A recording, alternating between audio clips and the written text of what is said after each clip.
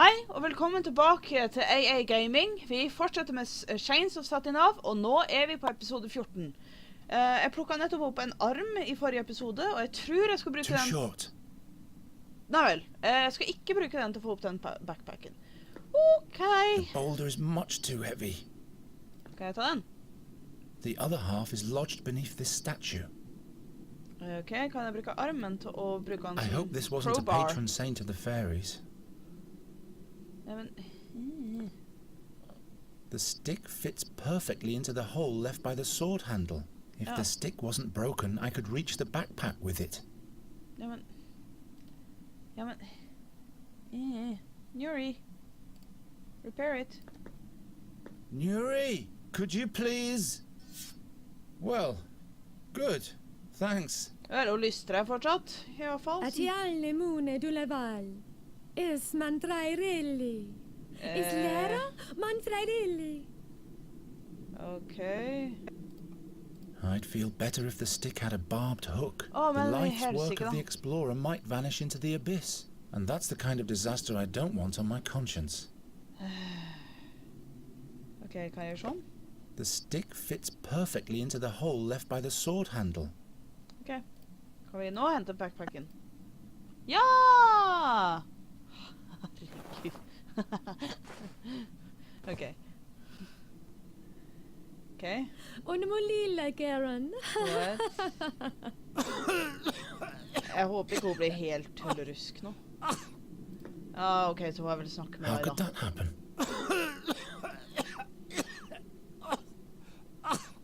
What's wrong? Do you have something in your throat? Ja, rust, støv, bøs.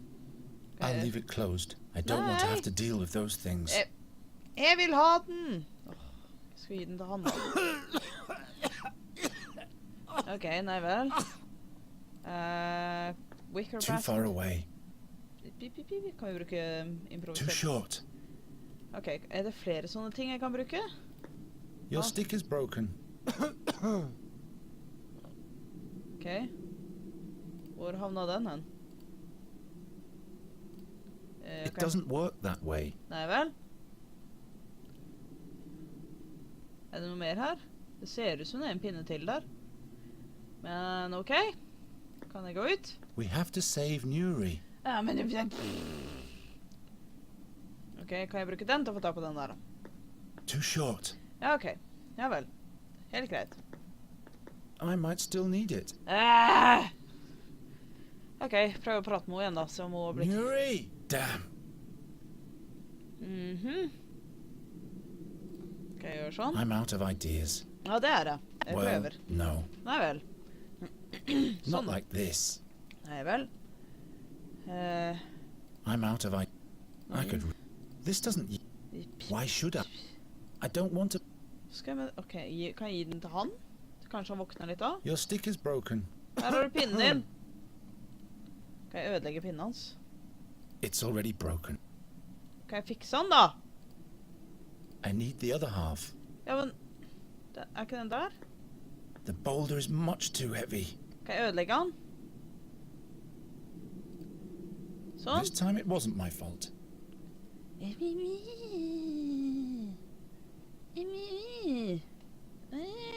Støkk igjen. I can't think of anything here. Nei, det kan ikke jeg heller. Det er derfor jeg bare prøver ut ting. Nei, selvfølgelig.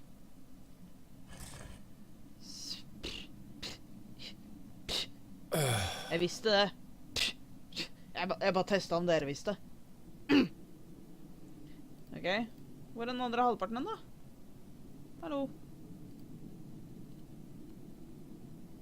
Part of yardstick. Ok, hvis jeg tar de to fra hverandre. Doesn't work. The stick fits Ja, men tenk hvis jeg har lyst til å ha de vekke fra hverandre igjen da. Hvorfor skal jeg flytte den rubble thingy? Hvorfor? I need the other. Ja, men var det ikke den nettopp gravde frem da? Hvor ble den av? Hallo? Hvor ble den andre halvparten av? Hvorfor flyttet jeg på den steinen? Hvorfor gjorde jeg det? Hvorfor? Om spillet nettopp bugget seg. How many paces might that be? No, I won't risk the leap under any circumstances. Ok. Dere så det at det lå en pinne til der, ikke sant? Sånn der, sånn. Og da er den plutselig vekk. Hvorfor er den plutselig vekk? Flyttet jeg på den steinen til ingen nytte? Plukket jeg den ikke opp? Hallo? Jævla nisse. How could that happen? Ok, han var hostet, samme søren hva jeg What's gjør. wrong? Do you have something in your throat? Ja! Og hun er... Yuri! Fuck Damn. How am I supposed to reach that? Nei, jeg vet ikke jeg. Hva skjer hvis jeg prøver å reparere den? What for? Ok, kan jeg ødelegge den? Not a very... Kan jeg kutte ifra hverandre? This is neither a rope nor leather. Men i heite da. Not la... That's too...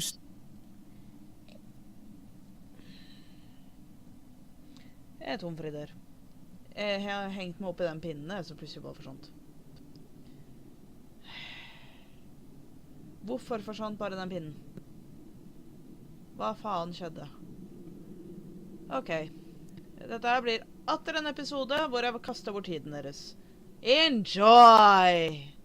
Jeg håper virkelig dere er glad i å se og høre på meg bli irritert, frustrert og We sinna. have to save Nuri. Ja, jeg hører du sier det! Forbanna nisse. Kan jeg hive den to? I don't think she'll be in... Kan jeg sende fyr på? Kan jeg hive det på? I don't think... Kan jeg hive det på han? Kan jeg gi ham vann? Damn, this is... Kan jeg gi ham vann? Det kan jeg kanskje Here, take a mouthful. Så han får rense kjeften. Sånn. Oh, black fortunes. The fairy artifact. Ja, hun øde han. Millennia. Gone in a blink of an eye. Ja, hun øde han. Ikke klag på meg. Det var hun som øde han. We have to save Nuri. She's been cut off from us. And she seems to be in shock. Am I surprised? She just had to touch the crystals. Ja, Your hun er fairy has sånn. to find another way out. But the orcs are on that side, and they've surely been following us. Nuri mustn't fall into their hands. I can draw a safe passage back for her, but I'd need the notebook from my backpack. Very well. The notebook it shall be. Ok. Kan jeg få lov til å romstrere I'll i leave sekken it nå? closed. I don't want to have to deal with those things. Ok, men nå skal jeg bare gi ham backpacken da. Sånn, vær så god. Here. This is for your fairy. The way out of the mountain. Ok.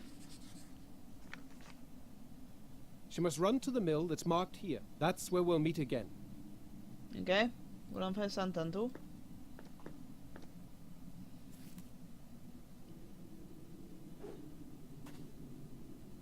It's flying away. Fairy interference. I'm afraid everything in here will crumble apart very soon. I'm not leaving Nuri behind. Of course not. I'll make new directions. But you will have to get them to her another way. Hive opp i... Hold on, Nuri. Hive opp i den. Ok, lag nye da. Kan jeg få nye? Gi meg nye. Here's Eh. another sheet with directions. Thank you. Hive den opp i den. Yay! Ja, han er flink til å skyte. Follow the directions to the mill. You can't miss it. The way should be safe. Ok, og slutt å oppføre deg så rart, vær så snill. Come, my boy. It's time to leave. So the seer wants to get hold of Nuri Daran Elavanda. Hæ? Satinav. History has a way of repeating itself. What do you mean by that? Ja, hva mener du Once med det? before, the seer abused fairies by making them play the harp for him, until they lost their magic and fell victim to the darkness. Er det de som Nuri han har called them med seg? sad fairies. The seer sent them to follow our tracks. Possible? Quite possible. Prippidi. You fought alongside the king's heroes? Hezinda forbid. I'd make a knight Hezinda? of miserable stature. Er det enda en gud? When the young king asked me for help, the seer had long been in captivity, but I sealed the fairy gate in the stone oak forest. So that was you? For all time, Oh. the hardest decision in my whole life. But other fairies might have reached Andagast to play the harp.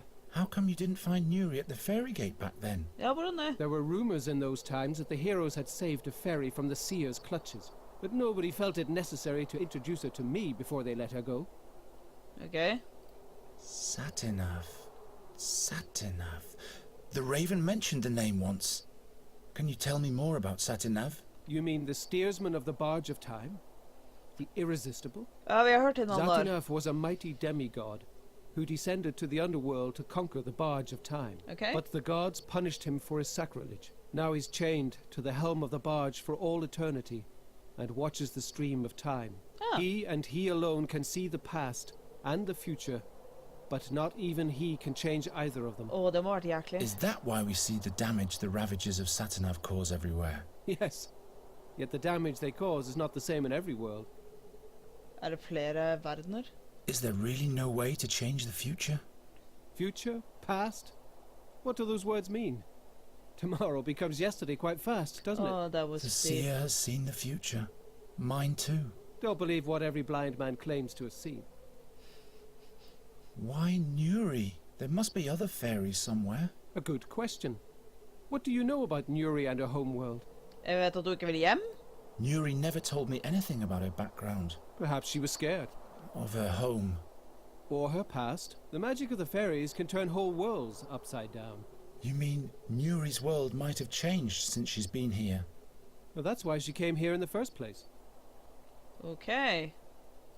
Nuri can't use magic, or she'll either die or lose her soul. I see.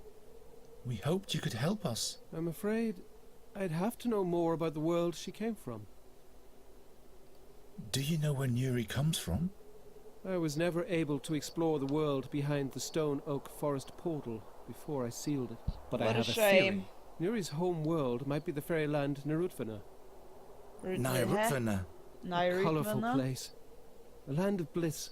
That doesn't sound too bad, does it? Hvorfor I vil du ikke wonder why tilbake til she det? refuses to go back there. Do you know more about the magic harp? It can only be played by the hands of a fairy. A human, even the seer, would perish in the attempt. Ja, det var jo That's because betryggende it was built tanke. by fairies. Ok. What for? It must harbour great power. Power that suits the seer well. Unfortunately, its whereabouts are unknown. We could examine it further otherwise. The Academy of Magicians never broke their silence about it to me. I can't blame them. But why is it in our world and not with the fairies? Godt That's spørsmål. one thing that must be discovered. Og hvorfor There ble must den be lagd i records første of omgang? Andergast in the Academy. Did you know the seer? No. But people told many stories about him. Rumors, you know? What rumors? That he had been born blind, yet touched by Satinav. Og cursed. Or cursed. He saw the future of others, but it was always death, mischief, and bad luck. Never any good or favorable things. Others claimed he was a warlock, driven by the desire to make his prophecies come true. The seer once prophesied misfortune for me too. Is he trying to make that true also? I am sure he has other goals. His own goals. Yes, because he's a Don't know how selfish long I'll be able to bastard. protect Nuri. The burden you are carrying doesn't belong on your shoulders alone, Geron. What do you mean? Considering what he plans to do to Nuri, I will do everything in my power to help you. Oh, how noble of you. We are two noble My head heroes. is buzzing. If Nuri falls into the hands of the seer, she'll be doomed. He'll force her to unleash dark fairy magic on Undergast. But to what end? He is a seer. It has to be related to the future. After all the things he did in the past, we have to expect the worst. Thank Your you. mentor only saw one way to prevent it all from happening. Hvordan I vet... cannot kill Nuri. Not even if our world would be saved from doom by doing it. Geron, I'll never allow even one hair on Nuri Daranelavander's head to be touched. Hæ? I am prepared to do whatever it takes. So why don't we take her back to her world? Jeg får så veldig problem med det navnet hennes. Men hvordan vet du hvem som var Gerons Nuri doesn't mentor? want to go Hvordan back to her vet du det? world. But that's the only way. No matter what she fears, you'll have to take her back there. Otherwise, she'll die. Ok. But haven't you sealed the gate to Nuri's world forever? And it can never be reopened again. That's right. But Hvordan there skal vi might be gå a hjem da? second portal to Narutvana. It is said to be located in the swamps of Lament, deep in the no man's land of the Brinask marshes. Men du sikker på at det derifra hun kommer fra? Where exactly can I find this fairy gate? There's a colleague of mine staying in Enqui. Meander Goswin. He has in his possession the crystal of Nerutfana. It's a magic prism that points the way to the fairy gate. And it opens the gate as well. Or so I hope. Vi skulle kanskje... In the meantime, I'll go to Andergast to research the whereabouts of the magic harp in the academy there. And who knows? Perhaps we'll find a way of rendering the harp harmless. So it shall be. Here, take these notes for your voyage. You will find Goswin's address, and all my knowledge concerning the fairy gate and the realm behind it. I'm Thank you. ready. Enqui, Meander Goswin, fairy prisms, swamps of lament, and soon Nuri will be home. Wait. They say a mighty, very dangerous creature guards the fairy gate. Selvfølgelig, Kind det of a kunne ikke være creature, pray lett da. tell. Its eye is said to petrify all living beings, just like a basilisk. I was expecting as much. There's always a catch. Det kan aldri være enkelt. Selvfølgelig ikke. Men hva med å dobbeltsjekke om det faktisk derifra hun kommer fra, så det ikke sender hun tilbake til feil hjem? Are there any other fairy gates? Ones that aren't as far away? Those gates lead to different worlds in which Nuri would have to die. We cannot take that risk. Hvorfor må hun dø I de? How can I get past the guardian of the gate? No one has ever returned to give an answer to that question. Åja! Så greit! Cheer up. Your namesake, St. Geron, once fought against the Basilisk King. He was the mightiest hero of all time, and he possessed the divine sword Seven Stroke. Så vi There's a skal hero inside everyone. gi meg det sverdet, så kanskje jeg føler meg trygg nok til å prøve meg på det Why monsteret. don't you go to Enqui, and I'll research the harp in Andergast? Yay! Hørtes Magicians enklere weren't ut. exactly my friends back then, but do you honestly believe they'd let someone like you into the academy? Jeg kunne ha sneket All meg inn. right, forget it. Selvfølgelig skal jeg få den vanskelige oppgaven. Now our ways must part, Geron. Protect Nuri's life for all it's worth. Take her back home where she can be happy. Ja, You have my thanks for everything. Wish me luck. thank You'll you. find your way. We'll meet again in Andergast. Ok. Bye.